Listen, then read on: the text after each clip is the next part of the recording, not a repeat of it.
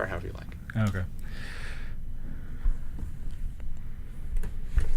So I'm just gonna keep It's fine. whacking. Is that okay? If there's somewhere I can move this so I don't keep accidentally. Yeah, actually what I do is I do it complete opposite. I do it parallel. Like that? Yep. Oh, that would work better. Okay. That's how I do it. That'll work. Okay. Okay, great. I was just going to be doing that the entire time. It's not a problem. Give an auto wah effect to my voice. Yeah, something like that. So yeah, during the, I guess we'll start. So during the, I have like a little video intro. So Okay. the things it makes it kind of weird, but you don't talk during the video intro, so they can transition the sound. Okay. Can I hum? Okay, I won't hum either. Yeah. All right, stand by. Here comes the intro.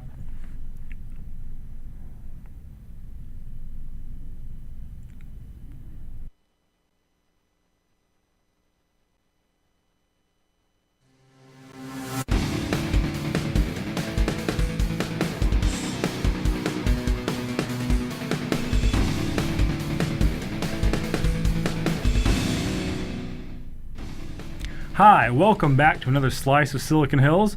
I'm Andrew Moore, and today I'm here with Josh Alexander of Toopher. So thanks for coming on the show. My pleasure. Thanks for having me. Yeah, and so you're making web authentication faster and safer with your new cell phone-based product that actually uses your location. That's correct. That's Is that absolutely right. Yes. Okay, so how does this work? So what we do is we solve the password problem. Specifically with Toopher, your password works when you're sitting in front of your computer, and if you're not there, your password is effectively worthless.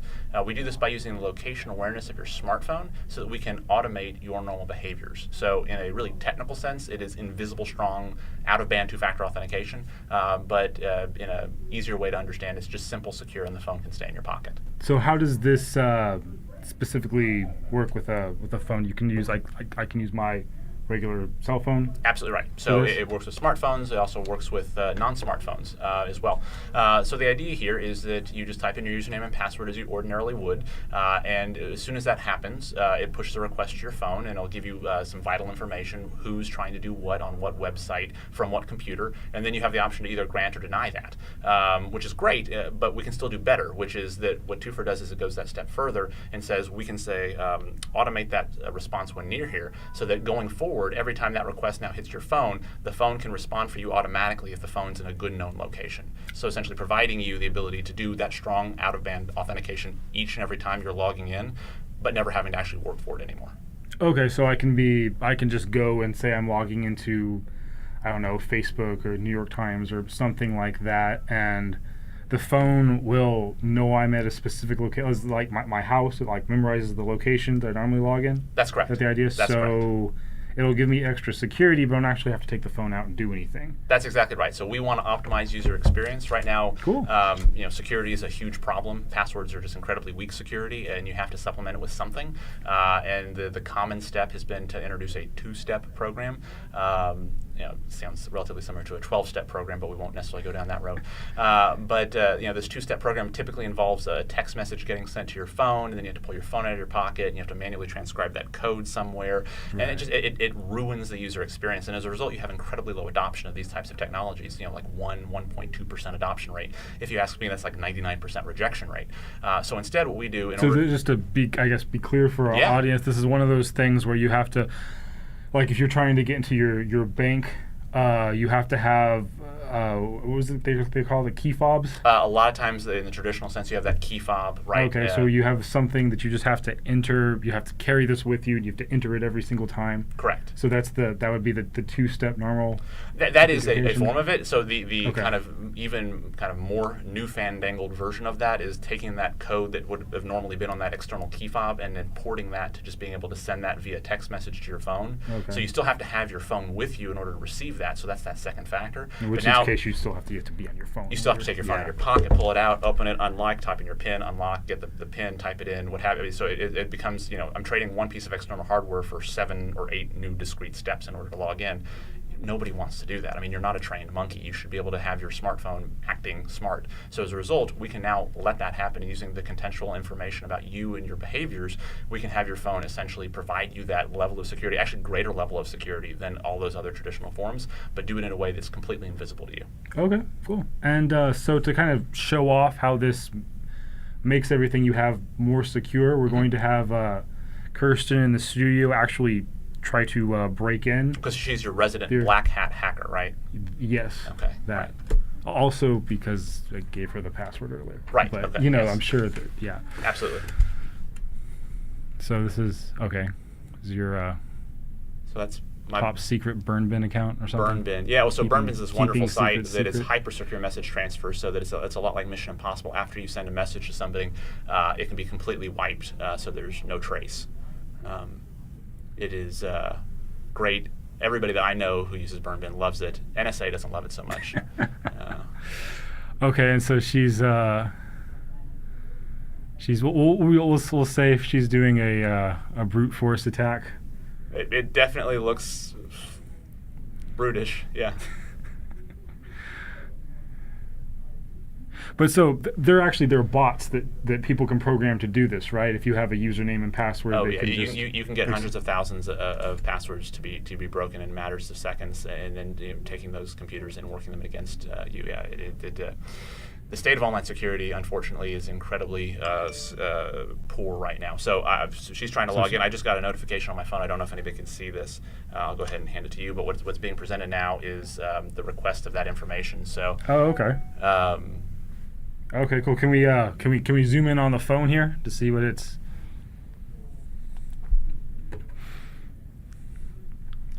And we can. Okay, so I can. It's essentially telling me that, hey, somebody's trying to log into That's right. It an says account. it says that I'm trying to log into this account because somebody stole my password from a computer called Silverfox. So apparently the guy from the Dos Equis commercials is trying to hack into my account. So now, again, if this is not me, I can just press deny the gray button. So we're just going to deny this. Right. And Okay. then in real time, what you'll see is that the authentication request has failed. Okay, and so this can work with not just Burn Bin, but I guess any number of applications, right? Yeah, if it's a website, a network, it can pair with SSL VPNs. You can use this for single sign-on provisions. You can use this with all sorts of web apps. You can use this for all sorts of other online applications that are not just logins. So you can use this to authenticate critical actions. So now if you're on that banking website, after you log into the banking website, you can now have the authentication request pushed to your phone if you're trying to transfer money. So again, if you're making those session authentications, those logins invisible, the even greater level of security we can provide now is that we tie authentication not just to the login, but to any critical action that any client would deem necessary. So now you're providing much higher levels of granularity and much more disclosure to you as the user. So now you know not just is somebody trying to log into my account, but are they trying to transfer money? Are they trying to buy something on my behalf? I mean, I would want to be alerted if there's somebody trying to buy a $4,000 golden toilet from Amazon. So, and I think everybody does. I mean, I think that was actually in a fortune cookie I had one time. So really? Yeah, no. Okay, I was going to say that. That's an interesting restaurant. I'd be interested where you got those. Yeah. But so as far as companies that have already adopted this, you obviously have this on burnbin.com. I know that you have some bigger companies. Yeah, so we are now working with 6 of the largest financial institutions in this country. We're working with a whole host of major universities, some of the largest cloud service providers, both in online storage and online software. We've got a couple online retailers, some social communication sites, and the largest CRM and productivity platforms will be up and running with Toopher in a matter of months as well. So we are very excited to kind of spread this Toopher revolution throughout the online community. Okay, so your business plan is just kind of to go everywhere. Oh yeah, we definitely are focusing on financial institutions and financial services predominantly, just because there's this higher awareness, higher need, and as a user, you're more concerned about your financial matters than maybe your reputational risk on Twitter. But that being said, that username and password you're using on Twitter, if it were hacked or when it's hacked, it can be expropriated and used all over the place. So if it's the same username and password that you have on your bank account, or if it's the same username and password you're using for your Dropbox, it creates a really strong systemic problem for the online security industry right now. That was a lot of words. But so, and adopting this thing is going to, I mean, that'll significantly improve the security. Absolutely, absolutely. Right? And yes. how difficult is it for these people to adopt this thing? It's incredibly easy both for users and developers and enterprises to use this. Again, we pride ourselves in being the user experience security company. We want to make sure that we actually deliver both better security and higher usability, whereas virtually every other product or solution out there gives you more security, but does so at the expense of user experience and reducing that.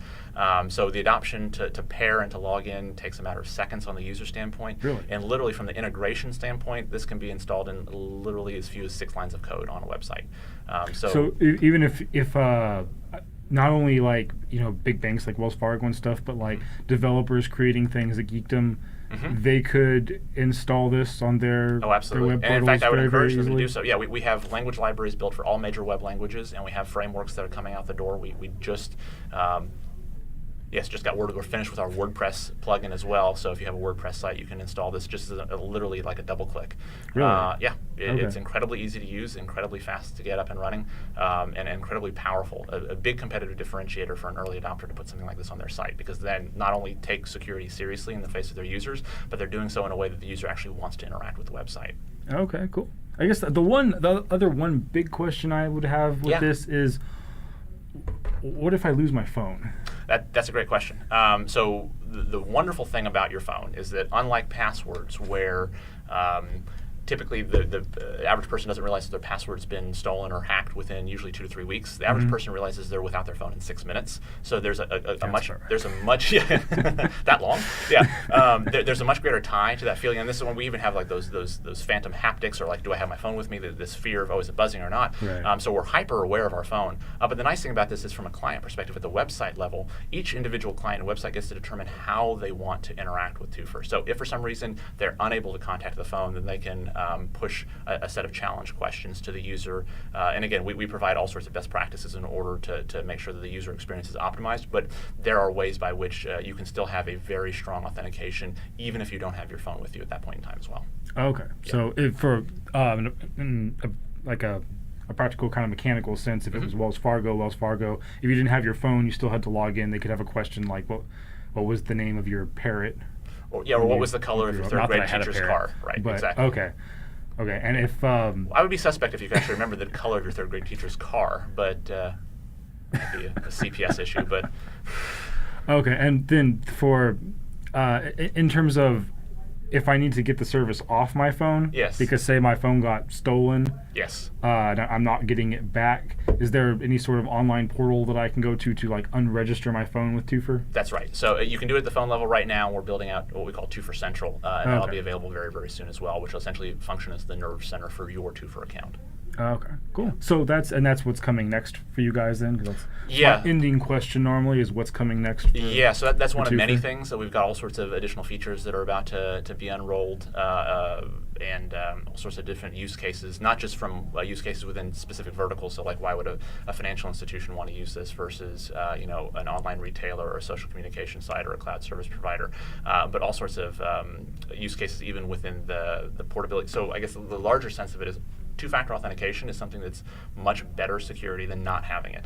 But the way that it's existed for so long, it's been very difficult to port and solve other problems. But when it comes to ATM authentications, physical access when you swipe a badge, payment authorization, so when you're swiping your credit card, each one of these things could benefit. If you could have a really strong form of authentication that is completely usable to the end user, you could deliver a huge amount of value. I mean, if you consider that last year credit card fraud was $3.5 trillion globally, Really? making even a small percentage of a percentage dent in that is a huge value add to a credit card company. So all sorts of things we're working on right now in the future. Okay, great. And are you where are you on funding right now? Yeah, we're actually doing great. We closed our Series A at the end of last year, so we have plenty of runway right now. We're always interested in meeting new and interesting people, but we are not looking for money right now. Wow, Yeah, really? That's a great thing for someone starting a company to say. Well, I 5% skill, 95% luck. So we're just continue to keep doing what we're doing right now. Okay. How did you come up with the initial funding? So we raised a Series A. We actually, the first thing we did is we talked to a lot of VCs and told them to leave their checkbooks at home and just ask them what are we doing that's wrong? Tell us how you would do this differently Really? and how you would do it better. And that actually worked really well because we got a lot of great feedback, and it came to the point where at the end of each one of those conversations, they said, at the end of the day, this is actually pretty interesting. When you want money, come back. So when we decided we actually wanted to raise money, it took us about 90 days to open and close our A round. So Okay, so Yeah. so that's the trick with VCs. You tell them, don't pay us, just listen to us. And yeah, if you can find a way to Okay. get into the door and make an interesting story for them and just ask them for their advice, the ones that we spoke with, they were incredibly helpful. Great. Absolutely. Great. Okay, well, thanks for coming on the show. No, my pleasure. Thank you for having me. Yeah, and as always, if it hasn't already been hacked yet, now that I know it's so easy, you can give me any feedback you want at my Twitter site at Slice of Silicon there. Again, hoping it's not hacked. I never realized it was that easy to hack a Twitter account. Yeah, it's Before. it's unfortunately, a password is about the equivalent of wrapping yourself in wet toilet paper and expecting that to be bulletproof. So, That's giving me a great deal of confidence. and probably too hyper image there too. So yeah. All right. Well, as always, thanks to Tommy, Travis, and Verwell for the Silver Fox Studios for helping put this thing together. I hope you enjoyed Toopher, and thank you for watching A Slice of Silicon Hills. Thanks so much.